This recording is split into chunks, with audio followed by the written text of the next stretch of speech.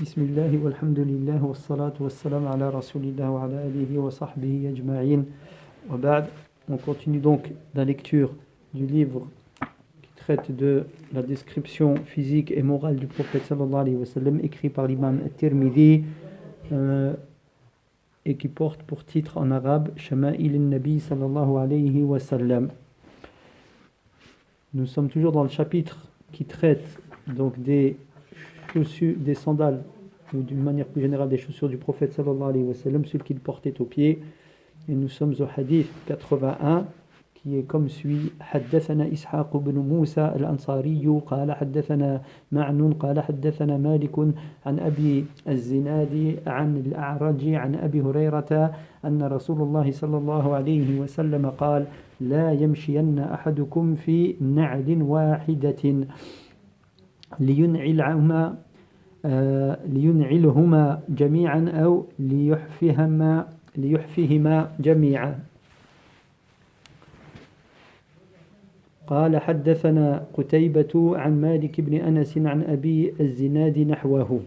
Donc Ishaq ibn Moussa al-Ansari nous rapporte Malik, nous rapporte d'après Abu al-Zinad, d'après Al-A'raj, d'après Abu Huraira, que le messager d'Allah sallallahu alayhi wa sallam a dit qu'aucun d'entre vous ne marche avec une seule sandale, qu'il les porte ensemble ou les ôte ensemble.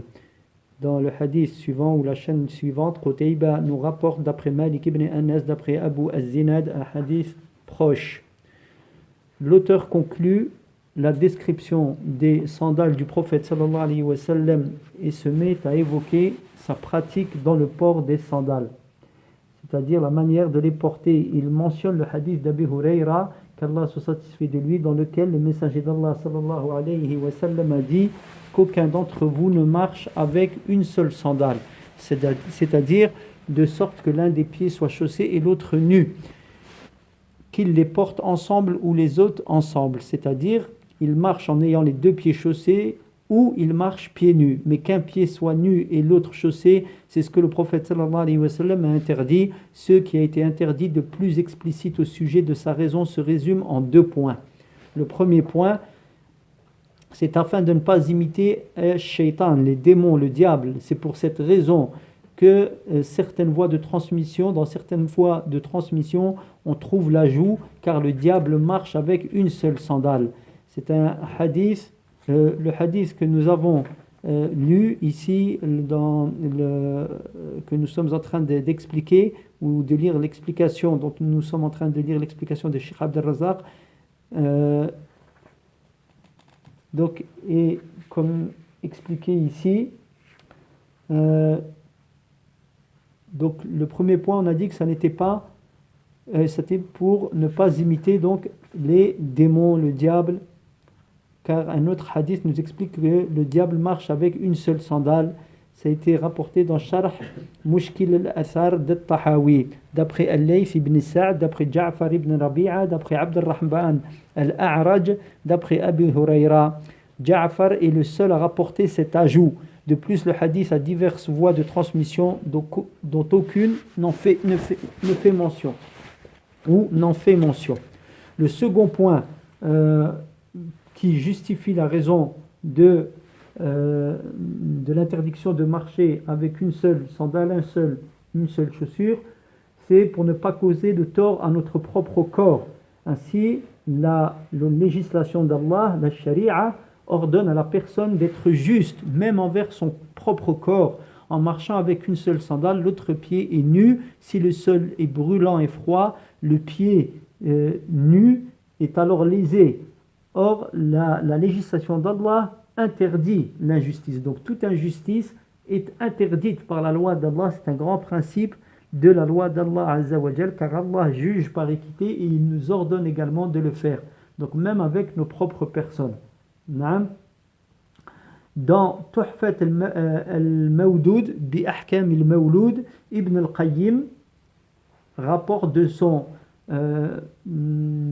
professeur Ibn Taymiyyah, qu'Allah leur fasse à tous deux miséricorde, des propos magnifiques à ce sujet. Il déclare, donc Cheikh al-Islam, le messager d'Allah sallallahu alayhi wa sallam a interdit le qaza', qui consiste à ce qu'on se rase une partie de la tête, ou que l'on rase une partie de la tête de l'enfant et qu'on laisse l'autre partie. Donc le prophète sallallahu alayhi wa sallam a interdit cela. Notre cheikh, donc Cheikh Ibn al-Qayyim explique de cela de la part de son cheikh qui Ibn Taymiyyah dit cela s'inscrit dans le parfait amour d'Allah et de son messager pour la justice. En effet, il ordonne celle-ci même à la personne envers elle-même. Il lui a donc interdit de raser une partie de sa tête et de délaisser l'autre partie, puisque c'est une injustice envers la tête, dans la mesure où une partie est couverte et l'autre dénudée, comprenons ici, Allahu A'lam, protégée, et l'autre non protégée. Un exemple similaire est l'interdiction de s'asseoir entre le soleil et l'ombre. Entre l'ombre et la lumière du soleil. C'est une injustice envers une partie du corps. Un autre cas similaire est l'interdiction de marcher avec une seule sandale. Il faut soit chausser les deux pieds, soit les chausser tous les deux. Et on rapporte que Cheikh Ibn Baz, rahimahullah, a été questionné en ces termes: si la deuxième sandale est loin de moi d'un pas ou deux, puis-je aller vers elle avec une seule sandale? Le cheikh a répondu: si tu es en mesure de ne pas aller à l'encontre de la sunna, serait-ce d'un pas, fais-le. C'est-à-dire, même si elle est très proche, cette sandale, si tu peux y aller en ne pas contredisant la sunna, c'est-à-dire donc y aller pieds nus et éviter de marcher pieds nus pour aller chercher ton autre chaussure ou ton autre sandale ou tout ce que tu choses, alors fais-le. Donc ici on voit le Cheikh Ibn Baz, son attachement à l'obéissance au prophète sallallahu alayhi wa sallam et à la pratique de la sunna du messager d'Allah, qu'Allah prie sur lui et le salue. قال في الحديث التالي حدثنا إسحاق بن موسى قال حدثنا معا قال حدثنا مالك عن أبي الزبير عن جابر أن النبي صلى الله عليه وسلم نهى أن يأكل يعني الرجل بشماله أو يمشي في نعل واحدة. Donc Ishaq ibn Moussa nous rapporte, Ma'an nous rapporte, Malik nous rapporte d'après Abu Zubayr, d'après Jabir, un compagnon du prophète sallallahu alayhi wa sallam. Le prophète sallallahu alayhi wa sallam a interdit, c'est-à-dire à l'homme, de manger avec sa main gauche ou de marcher avec une seule sandale. Donc dans ce hadith, il dit, c'est-à-dire à l'homme. Le prophète a interdit, c'est-à-dire à l'homme. Cela ne veut pas dire que la règle s'applique spécifiquement aux hommes ici. On cite souvent les hommes dans les hadiths du messager d'Allah sallallahu alayhi wa sallam parce que c'est à eux le plus souvent que le discours est adressé. Sinon, la règle englobe les hommes et les femmes dans une même mesure. Wa alaykum salam. Dans une même mesure. L'interdiction de manger avec la main gauche dans ce hadith englobe également celle de boire de la main gauche. Cela n'est pas permis, tout comme il n'est pas permis de manger de la main gauche. Quant à la parole dans le hadith, ou de marcher avec une seule sandale, on comprend que le prophète sallallahu alayhi wa sallam a interdit à l'homme de marcher avec une seule sandale, de sorte qu'un pied soit chaussé et l'autre nu. Cela va dans le même sens que le hadith précédent. حدثنا قتيبة عن مالك وحدثنا إسحاق ابن موسى قال حدثنا معن قال حدثنا مالك عن أبي الزناد عن الأعرج عن أبي هريرة أن النبي صلى الله عليه وسلم قال إذا انتعل أحدكم فليبدأ باليمين وإذا نزع فليبدأ بالشمال فلتكن اليمين أولهما تنعل وآخرهما تنزع.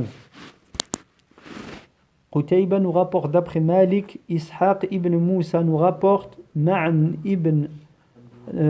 nous rapporte, Malik nous rapporte d'après Abu al-Zinad, d'après Al-A'raj, d'après Abi Hurayra, que le prophète sallallahu alayhi wa sallam a dit: lorsque l'un d'entre vous se chausse, qu'il commence par la droite et qu'il se déchausse, et lorsqu'il se déchausse, qu'il commence par la gauche, que la droite soit la première, donc que le pied droit soit le premier à être chaussé et le dernier à être déchaussé.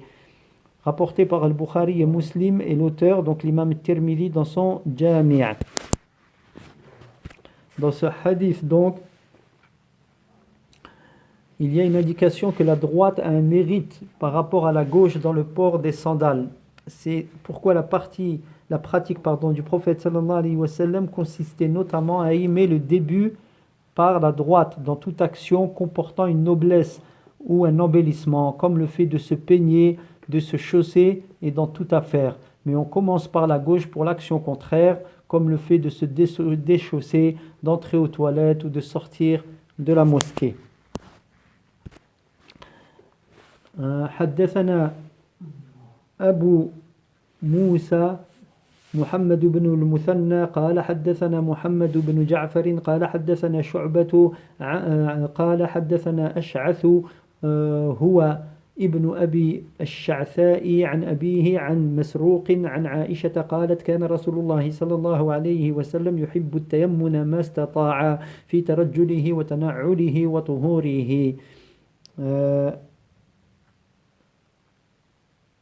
Donc Abu Musa Muhammad ibn al-Muthanna nous rapporte, Muhammad ibn Ja'far nous rapporte, Shu'ba nous rapporte, Ash'ath, il s'agit d'Abi ibn Abi Sha'tha, nous rapporte d'après son père, d'après Masruq, d'après Aïcha, qu'Allah soit satisfait d'elle, le messager d'Allah sallallahu alayhi wa sallam aimait commencer par la droite autant que possible quand il se peignait, se chaussait et se purifiait.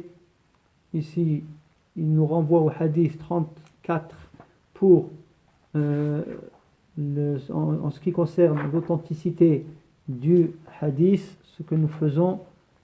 Donc, et dans le hadith 34,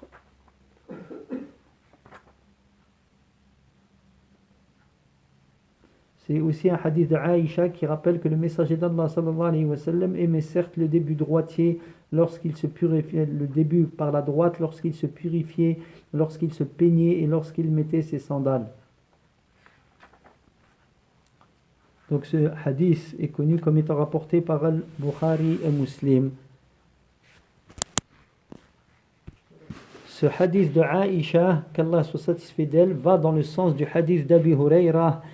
En effet, le prophète sallallahu alayhi wa sallam aimait commencer par la droite quand il portait ses sandales, quand il se démêlait les cheveux et les peignait, et quand il se purifiait, il commençait par la main droite, quand il se purifiait, et par le pied droit.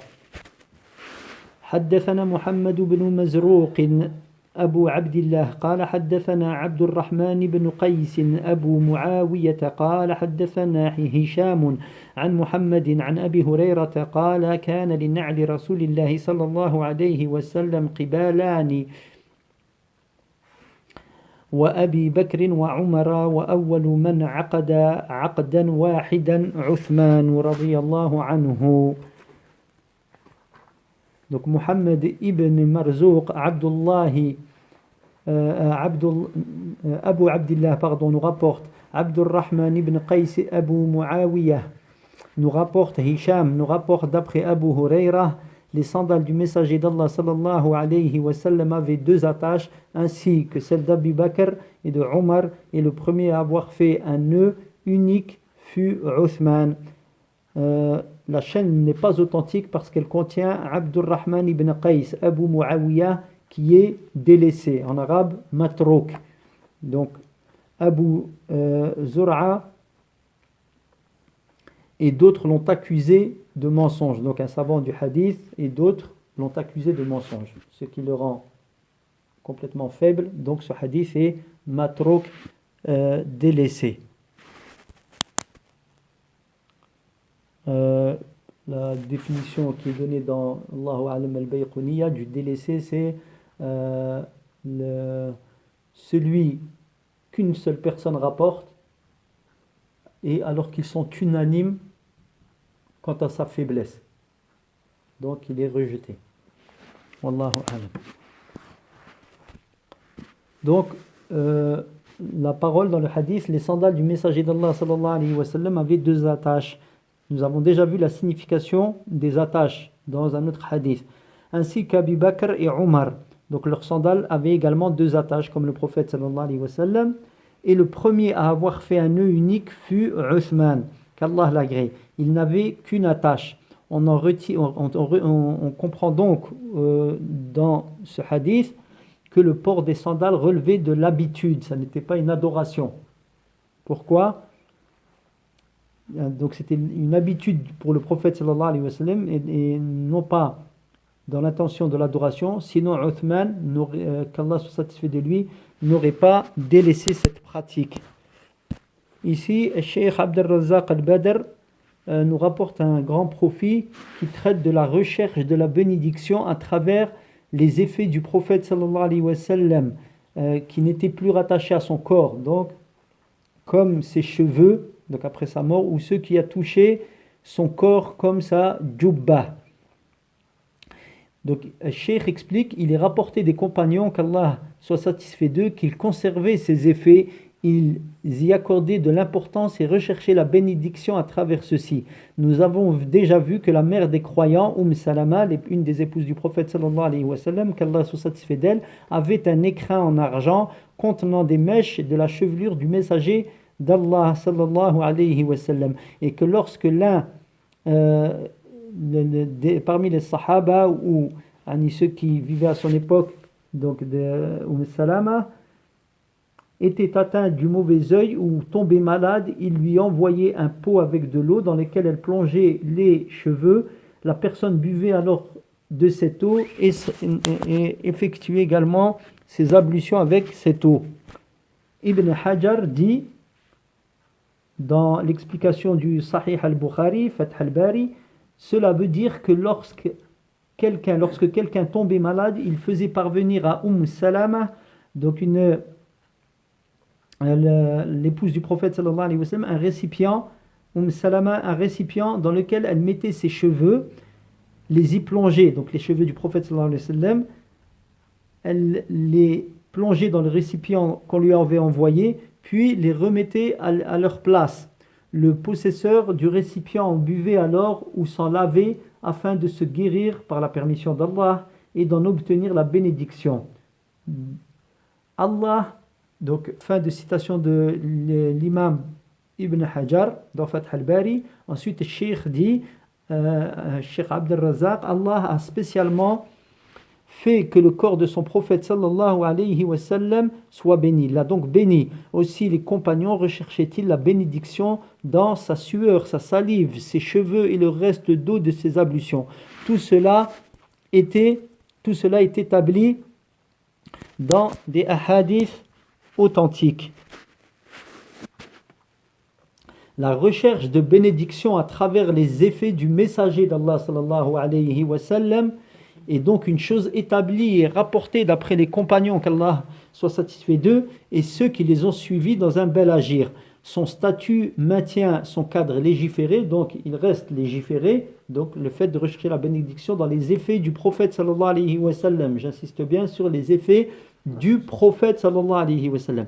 Et ne se limite pas donc simplement aux compagnons et aux suiveurs qui le faisaient. Donc ça reste, si on a des effets du prophète sallallahu alayhi wa sallam, donc, la recherche de bénédiction à travers les effets du messager d'Allah sallallahu alayhi wa sallam est établie et rapportée d'après les compagnons et ceux qui les ont suivis dans un bel agir. Donc, les générations suivantes qui étaient sur la voie des compagnons. Son statut maintient son cadre légiféré, donc je répète ce qu'on a lu tout à l'heure, et ne se limite pas aux compagnons et aux suiveurs. Donc, le fait de rechercher la bénédiction dans les effets du prophète sallallahu alayhi wa sallam. Il faut ici les effets du prophète, les traces du prophète sallallahu alayhi wa sallam qui restent. Quelles sont-elles? Le Cheikh explique.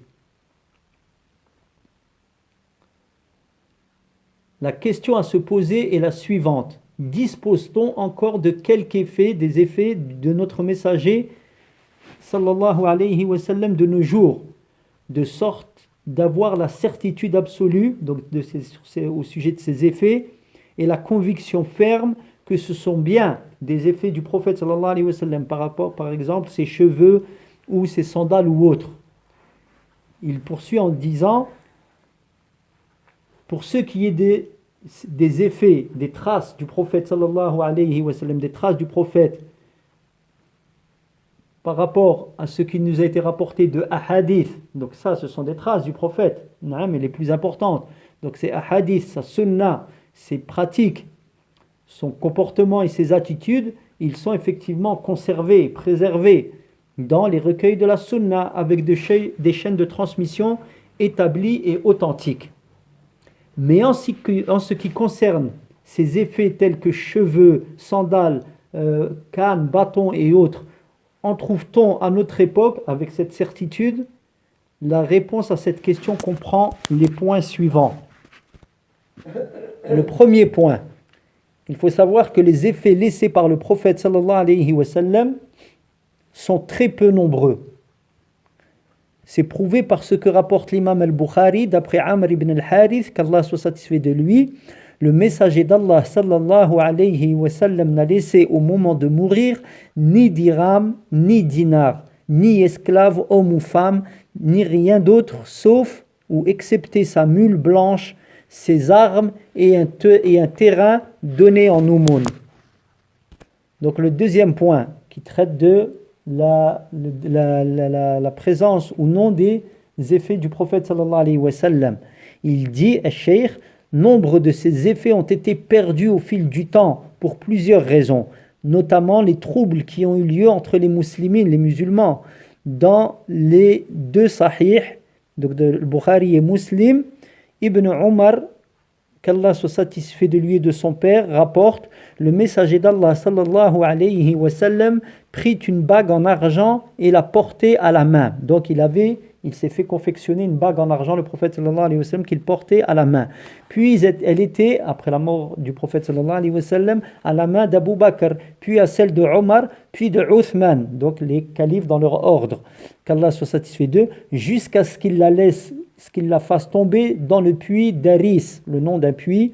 Sa gravure de cette bague était Muhammad, messager d'Allah.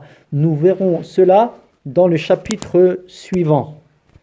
Donc une autre raison de la disparition, la perte des effets physiques du prophète sallallahu alayhi wa sallam, je veux dire ici matériels, eh bien ce sont les guerres.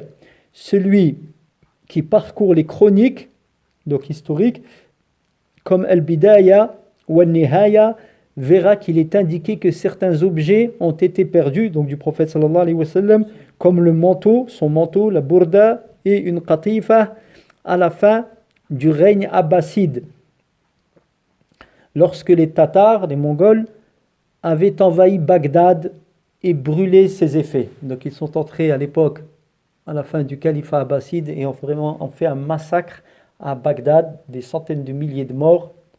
Les chiffres varient, même certains parlent de millions de morts, et ont tout détruit. Donc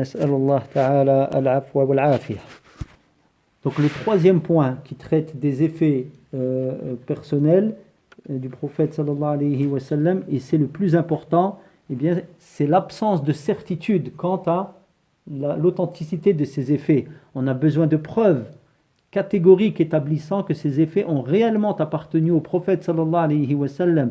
C'est pourquoi plus d'un savant soutient qu'on ne peut pas trancher de façon catégorique sur les effets dont on dispose aujourd'hui, puisqu'il n'y a pas de preuves sûres qui établissent leur authenticité. Il n'est donc pas permis aux fidèles de rechercher la bénédiction dans l'un d'eux, sauf s'il est sûr et certain qu'ils ont appartenu au prophète sallallahu alayhi wa sallam. Quant aux prétentions, aux allégations et aux pensées que cela a appartenu au prophète sallallahu alayhi wa sallam, éventuellement, il ne faut pas en tenir compte dans ce domaine. Elles ne sont d'ailleurs pas acceptées parce qu'il s'agit d'une affaire de la plus haute importance. Donc, ajoutons à cela que les gens ont dépassé les limites dans ce domaine et ont adopté une forme de fanatisme et d'excès qui déteint grandement sur le dogme. Je ne m'attarderai pas à citer les preuves et les exemples à ce sujet. Je citerai uniquement un vers composé par l'un de ces fanatiques exagérateurs au sujet d'une sandale du prophète sallallahu alayhi wa sallam. Donc il a fait un vers de poésie. Il a dit, donc il est retranscrit en français ici: quand j'ai vu que le temps bataillait contre l'humain, c'est-à-dire ici, il veut dire le temps, il a un effet sur l'être humain. Donc, il est utilisé ici batailler en arabe. C'est le haraba. Ou haraba. Donc, il a combattu l'être humain. Il combat l'être humain. Donc, on peut comprendre ça par il le fait vieillir, par ce qu'Allah a décrété. Donc, lorsque j'ai vu que le temps bataillait contre l'humain, j'ai fait de la sandale de son maître une protection pour moi-même. Donc ici, le maître des humains est le prophète, sallallahu alayhi wa sallam. Et ce vers regroupe 3 transgressions très graves. Donc, dans ce vers, il y a 3 transgressions. La première, quand il dit « Quand j'ai vu que le temps combattait ou bataillait contre l'être humain, contre l'humain ». Cela revient à insulter le temps. Or, il est établi de manière authentique dans plus d'un hadith qu'il est interdit d'insulter le temps. Je ne sais pas si Cheikh va l'évoquer. Le prophète sallallahu alayhi wa sallam, il rapporte de son Seigneur, il dit, ou alors dans un hadith, dont le sens est le suivant, il dit, le serviteur insulte le temps alors que le temps est Allah. Et ensuite, ce hadith-là, cette parole, elle est expliquée dans un autre hadith où il dit, où Allah lui-même dit, après, je suis le temps, c'est-à-dire, c'est moi qui fais suivre le jour de la nuit. D'accord? La nuit du jour. Donc ça montre qu'Allah Azza wa Jal, il fait toutes choses. Il a créé le temps, il crée les actes qui se passent durant ce temps, dans l'univers, l'espace-temps. C'est Allah Azza wa Jal qui gère toutes choses. Donc on n'a pas le droit d'avoir de mal se comporter à l'égard de même le temps, le temps qui passe, et d'être insultant envers celui-ci. Et nous remettre entièrement à Allah Azza wa Jal dans tous les événements qui se produisent en nous-mêmes ou en tout lieu et tout moment. Donc, la deuxième transgression dans ce vers, c'est lorsqu'il dit « J'ai fait de la sandale de son maître une protection pour moi-même ». Donc il a donc fait de la sandale une protection pour lui, la sandale du prophète sallallahu alayhi wa sallam. Regardez comment il exagère au sujet du degré du prophète sallallahu alayhi wa sallam. Il a fait du prophète sallallahu alayhi wa sallam le maître des humains.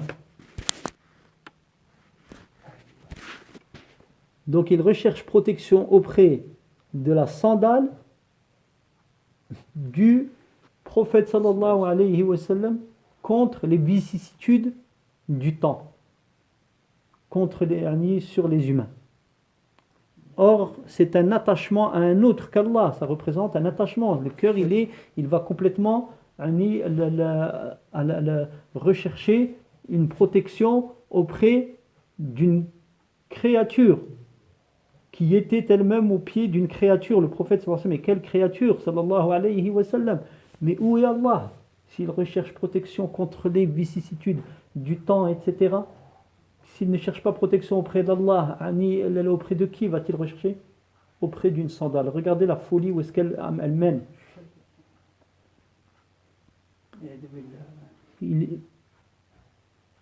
Or, c'est un attachement à autre qu'Allah, c'est se tourner vers un autre que lui. Donc ici, il recherche protection auprès du prophète sallallahu alayhi wa sallam, ce qui relève du polythéisme. Or, le prophète sallallahu alayhi wa sallam, il est venu pour combattre le polythéisme, pour combattre le shirk, comme sont venus tous les prophètes avant lui. Nuh, du premier jusqu'au dernier, Muhammad sallallahu alayhi wa sallam. Et entre tous les prophètes, Hud, Salih, Moussa, Shu'aib, Isa alayhi salam, Ibrahim alayhi salam, tous les prophètes, ils sont venus avec cela. Là, le premier l'ordre, c'est l'adoration d'Allah unique et le délaissement du polythéisme.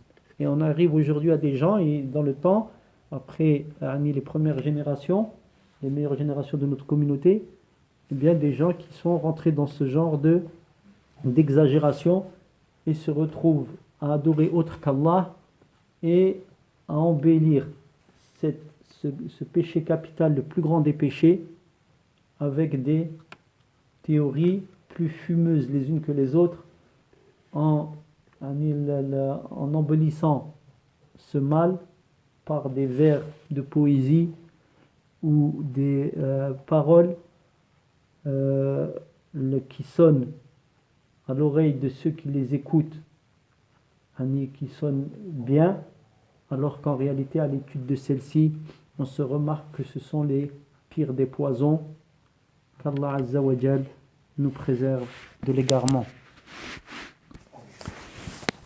Donc la troisième transgression que constitue ou qui est à déplorer dans ce vers qu'a prononcé ou écrit cet homme, cet exagérateur au sujet du prophète sallallahu alayhi wa sallam et de ses effets personnels, c'est la parole de Cheikh qui dit, quand il dit la sandale de son maître, il veut dire le maître du temps qui combat l'humanité. Donc ici on revient, ici c'est une autre compréhension du maître. Ici, son maître, ça peut être le maître des humains ou le maître du temps ici. D'accord ? Le maître du temps qui combat l'humanité, ce qui est un fanatisme manifeste. Comme on a vu, le maître du temps, c'est Allah Azza wa Jal. Il dit, il faut également déplorer le fait que dans certains endroits, on diffuse la photo de prétendues sandales du prophète sallallahu alayhi wa sallam. Alors des gens y recherchent la bénédiction malgré que ça ne soit pas établi avec une chaîne authentique. Et même si on supposait que c'est authentique, ce n'est pas dans la photo qu'il faut chercher la bénédiction, mais dans les sandales si elles étaient authentiques elles-mêmes. D'accord ? Ou quelque effet que ce soit. Voilà pourquoi il incombe aux musulmans, aux musulmans, de ne pas exposer sa religion et sa croyance au danger et de ne pas se laisser entraîner par ses émotions dans un terrain glissant dont les conséquences sont fâcheuses. Et le seul moyen, j'ajoute, pour arriver à cela, c'est d'avoir une intention sincère avec Allah Azza wa Jal et d'apprendre notre religion. D'apprendre notre religion. Car les intentions sont comptées auprès d'Allah Azza wa Jal, mais elles doivent être suivies d'actes. Donc, la seule manière de se préserver, c'est d'abord de demander l'aide d'Allah, car rien ne peut se faire sans la permission d'Allah, puis d'user des forces qu'Allah nous a données, qu'elles soient physiques et intellectuelles, pour apprendre notre religion et la mettre en pratique. Qu'est-ce qu'on entend par rechercher la bénédiction auprès des effets La bénédiction, c'est-à-dire que la bénédiction, le sens, un des sens connus de bénédiction, c'est l'augmentation du bien, et que l'effet de ce que l'on est en train de faire soit positif, ce qu'on est en train de faire. C'est la baraka, dans ce que l'on veut. Donc il va y avoir une bénédiction dans ce que nous on veut, dans ce que l'on cherche. Donc et Allah Azza wa Jal va nous permettre de réussir ce que l'on entreprend par ce biais. Donc on cherche la bénédiction par exemple de la sadaq. Comme on a vu tout à l'heure avec les cheveux du prophète, il était malade, il a envoyé autant des compagnons, un récipient avec de l'eau. L'épouse du prophète sallallahu alayhi wa sallam a trempé une mèche ou des mèches de la chevelure du prophète sallallahu alayhi wa sallam, et elle lui a envoyé, il en a bu, il en a fait ses ablutions et il a guéri, car il y a eu une bénédiction il avait la bénédiction dans les cheveux, il y avait la bénédiction dans les cheveux du prophète sallallahu alayhi wa sallam. Pareil par exemple pour les sandales, je suppose que les sandales, c'est les sandales du prophète, on peut espérer par le biais, le fait de, je sais pas, où on applique la même chose qu'avec les cheveux, les tremper dans de l'eau, ou alors s'en frotter l'endroit qui est douloureux ou quelque chose, il peut y avoir cette bénédiction. Donc la bénédiction en soi, c'est ce qu'on appelle, c'est une augmentation dans le bien. Donc s'il y a une bénédiction d'Allah Azza wa Jal, il y a une augmentation dans le bien sous toutes ses formes. Soit il va guérir un mal, soit un bien va augmenter. Donc et cette bénédiction, elle n'appartient qu'à Allah. Ce n'est pas la chose qui donne la bénédiction, elle n'a pas de pouvoir elle-même. C'est Allah Azza wa Jal qui met l'effet dans les choses et qui fait qu'il y aura un effet. Car la bénédiction vient d'Allah Azza wa Jal.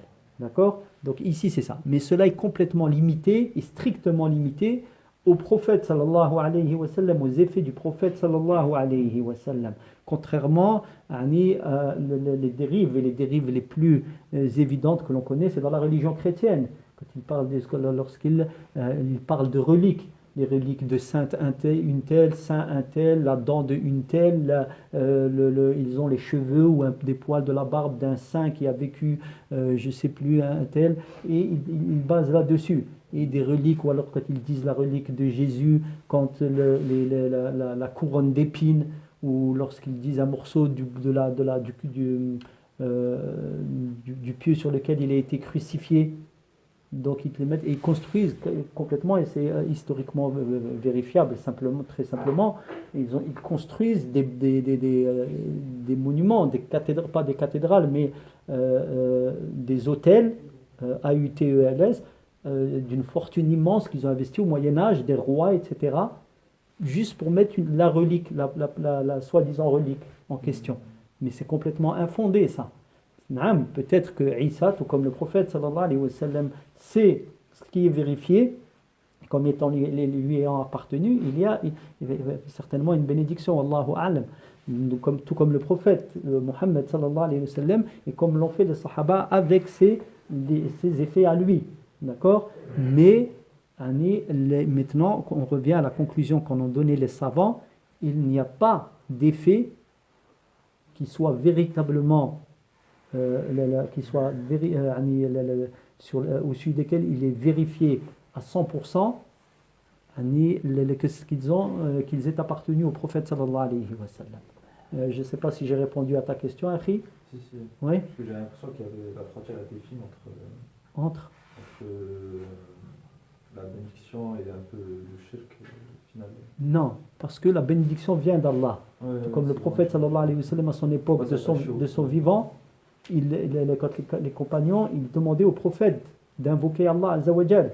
Et ils demandaient au prophète sallallahu alayhi wa sallam d'invoquer Allah lorsqu'il y avait une sécheresse. Parce qu'ils savaient que le prophète était le plus à même d'être exaucé par Allah Azza wa Jal.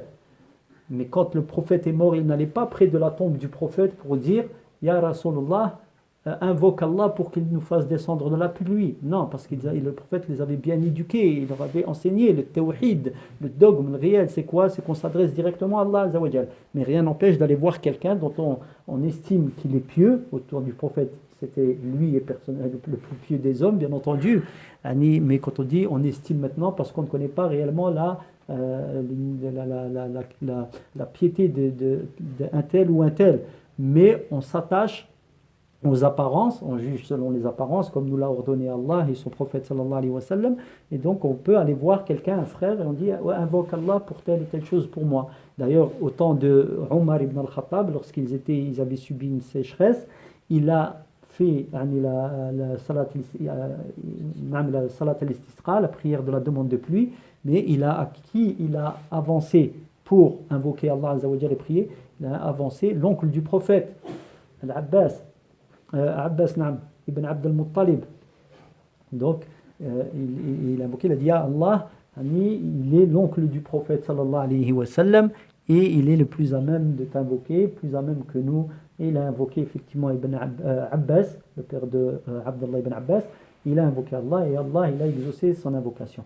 Donc ici on remarque quoi? Qu'il recherche la bénédiction auprès des hommes qu'ils estiment plus à même d'être exaucés plus qu'eux-mêmes, walakin ils restent accrochés à la sunna du prophète. On invoque le vivant, on n'invoque pas les morts. Donc, et même au temps du vivant du prophète, ils n'invoquaient pas le prophète, ils demandaient au prophète d'invoquer Allah, ce qui est légiféré, ce qui est complètement légiféré, de par ce qu'on a évoqué tout à l'heure. Non, le prophète sallallahu alayhi wa sallam était sur le minbar, il faisait la khutbah, un homme est rentré, le ciel était bleu, le soleil brillait, et un homme est venu, il n'y avait pas un nuage dans le ciel. Ya Rasulallah, les terres sont arides, les biens sont près d'être détruits. Invoque Allah pour qu'il nous descende une pluie, qu'il descende de la pluie. Et le prophète sallallahu alayhi wa sallam, il était sur le minbar, il a levé les mains, il a dit Allahumma arifna, Allahumma arifna, Allahumma arifna. Seigneur, pourvoie à nos personnes la pluie, fait descendre la pluie sur nous. Il l'a dit 3 fois. Je crois que c'est Anas ibn Malik qui dit il n'y avait pas un nuage dans le ciel. Et tout était dégagé, il n'y avait pas d'espace entre nous et l'horizon, c'est-à-dire qu'il n'y avait pas d'habitation. Donc on voyait le ciel complètement bleu. Ils disent alors qu'après son invocation, sallallahu alayhi wa sallam, un nuage est apparu dans le ciel. Et un autre, des petits nuages qui se sont amoncelés pour former un amas de nuages. Le temps s'est obscurci et la nuit, la pluie s'est mise à tomber, elle n'a pas arrêté de tomber durant 1 semaine. Et la semaine d'après, le prophète sallallahu alayhi wa sallam, il faisait la khutbah, un homme est venu, on ne sait pas si c'est le même, qui a dit Ya Rasulallah, au messager d'Allah, les biens sont en train de se détériorer à cause donc de la pluie, l'excès de pluie. Et le prophète sallallahu alayhi wa sallam, il a levé ses mains et il a dit Ya Allah, dans le sens du hadith, sur nos monts, sur nos collines, et sur nos mondes et nos collines, et pour nous, ya Allah, et pas contre nous. C'est-à-dire que cette pluie salvatrice que tu as fait descendre, fais-la descendre pour nous, à notre avantage, pas contre nous. Et Anas ibn Malik, il dit, après qu'il ait baissé les mains, le ciel s'est éclairci, la pluie a arrêté, le ciel s'est éclairci et nous sommes rentrés chez nous en plein soleil. Donc ça c'est quoi? Ici pour montrer qu'on invoque, on demande à quelqu'un d'invoquer Allah. Pour nous on peut le faire, cela est légiféré. Après la mort, et on invoque dans sa présence d'après les conditions, les conditions, il faut qu'il soit présent, qu'il nous entende, d'accord, et qu'il soit capable. Donc toutes les conditions étaient réunies à ce moment-là pour le prophète. Après sa mort, il n'est plus là le prophète, il est mort. On n'a jamais entendu parler d'un sahabi qui allait auprès de la tombe du prophète et pour dire Ya Rasulullah, demande à Allah qu'il nous donne cela. Donc la recherche de bénédiction dans les effets du prophète sallallahu alayhi wa sallam. Pourquoi on est sûr qu'il y avait cette bénédiction? Premièrement parce que les compagnons l'ont fait. Ils n'auraient jamais été unanimes, les compagnons, sur une erreur, parce que les compagnons, lorsqu'ils faisaient quelque chose, leur unanimité est une preuve du caractère légiféré de la chose. Parce que lorsqu'ils divergent, les compagnons, alors c'est leur parole, comme l'expliquent les savants, donc la parole d'un compagnon, l'acte d'un compagnon est une preuve, d'accord, d'authenticité, que l'acte ou la parole est donc juste. Mais lorsqu'ils divergent, alors on ne prend plus cette parole comme étant une parole sûre. C'est-à-dire qu'il se peut qu'il ait eu raison et qu'il se soit trompé. Donc les compagnons à ce sujet, ils ont été... Et quand il y a une parole d'un compagnon, lorsqu'il n'y a personne qui contredit, donc on prend cette parole. Donc Salama, comme on a vu dans sa parole, donc les compagnons, ils recherchaient la baraka dans les effets du prophète sallallahu alayhi wa sallam. Mais cette baraka, elle était particulière au prophète sallallahu alayhi wa sallam dans ce domaine, les effets du prophète. Même si on peut avoir des gens aujourd'hui, et même qui ont un niveau de science et qui ramènent et qui disent non, on peut faire l'analogie avec les hommes pieux d'aujourd'hui, etc. Mais les preuves sont réellement sans équivoque quant au fait que ça n'est absolument pas fondé que d'essayer de transposer ce qui était spécifique au prophète sallallahu alayhi wa sallam, le transposer à des hommes, quelques niveaux de piété qu'ils aient pu atteindre, que ce soit à notre époque ou après l'époque du prophète sallallahu alayhi wa sallam. Donc c'est une spécificité du prophète sallallahu alayhi wa sallam. La plus grande preuve, c'est que les compagnons ne cherchaient pas la bénédiction dans les effets des uns des autres. Les gens n'ont pas cherché la bénédiction dans les effets d'Abu Bakr après sa mort, dans les effets de Omar, dans les effets de Uthman, de Ali. Pourtant, les savants ils sont unanimes pour dire que le meilleur homme après le prophète sallallahu alayhi wa sallam, après les prophètes, c'est Abu Bakr, le meilleur homme de la création des humains. C'est Abu Bakr. Les compagnons, les tabi'in, les grands savants n'ont jamais dit on cherche une bénédiction dans les effets d'Abu Bakr. Donc c'était spécifique au prophète et cette bénédiction est une bénédiction qu'Allah Azza wa Jal a mise spécialement au prophète et la bénédiction ne vient pas du prophète, elle vient d'Allah Azza wa Jal. Il bénit Allah Azza wa Jal qui il veut, il bénit ce qu'il veut. Allah peut mettre baraka dans les du'as de l'un d'entre nous. Inch'Allah, peut-être que nous sommes là, un frère va dire faites-moi dua, les frères, c'est la dua de celui dont on ne s'attend pas, où les gens ont une bonne opinion de lui, mais les gens vont dire oui, c'est lui, et plutôt je pense que lui devrait faire dua. Et en réalité, c'est peut-être un petit cheikh dans un coin qui va lever les mains dans ce coin et qui va faire dua. Allah Azza wa Jal, il va accepter sa dua à lui. Donc tout ça, ça rentre dans al-baraka. Donc on la demande à Allah Azza wa Jal.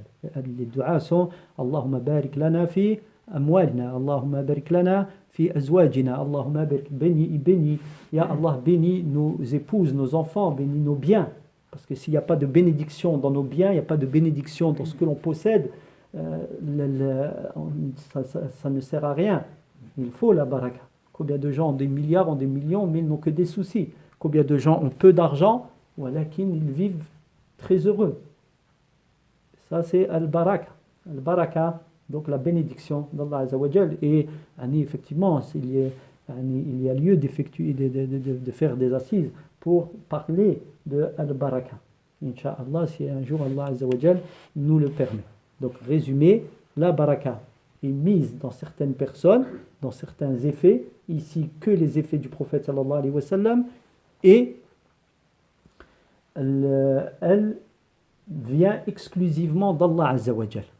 C'est lui qui la donne et il la reprend comme il le veut. Subhanahu wa ta'ala. Je lis juste les trois paragraphes qui restent, Inch'Allah. Donc on a parlé du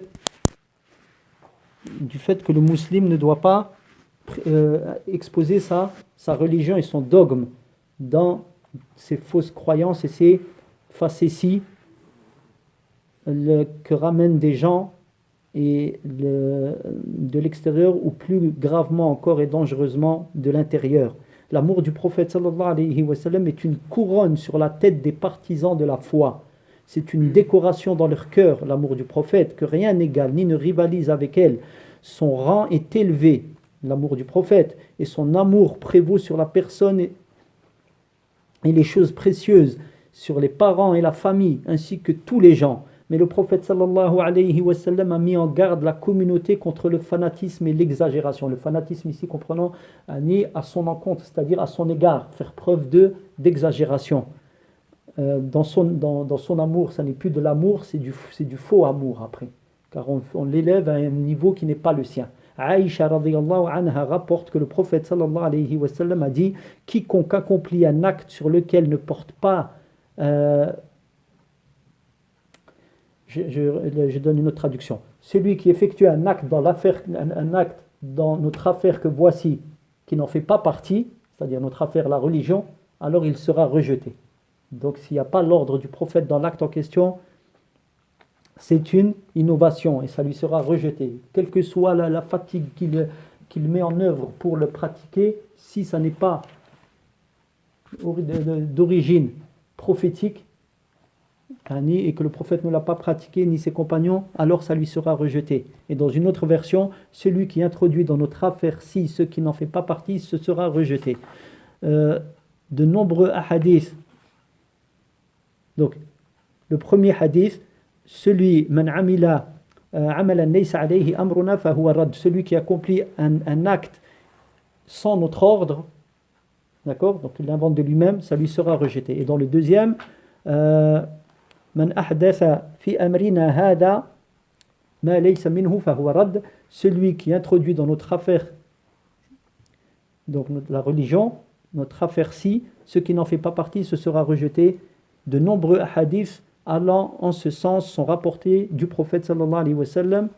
Donc il incombe aux musulmans de s'attacher à la sunna et de s'en tenir à ses normes. Il doit faire attention à l'exagération et au fanatisme, ainsi qu'à l'innovation dans la religion d'Allah, glorifié et exalté soit-il. Ensuite, le cheikh conclut par une remarque: rechercher la bénédiction à travers les effets du prophète sallallahu alayhi wa sallam, cela lui est spécifique au prophète sallallahu alayhi wa sallam. Il ne faut pas le faire avec ceux de quiconque, avec ceux d'un autre que lui, qui qu'il soit. C'est pour cette raison qu'il n'est rapporté d'aucun compagnon qu'il recherchait la bénédiction dans les effets d'Abu Bakr, ou Omar, ou Uthman, ou encore Ali, donc les meilleurs des compagnons. Or, personne dans la communauté n'est meilleur qu'eux après le prophète sallallahu alayhi wa sallam.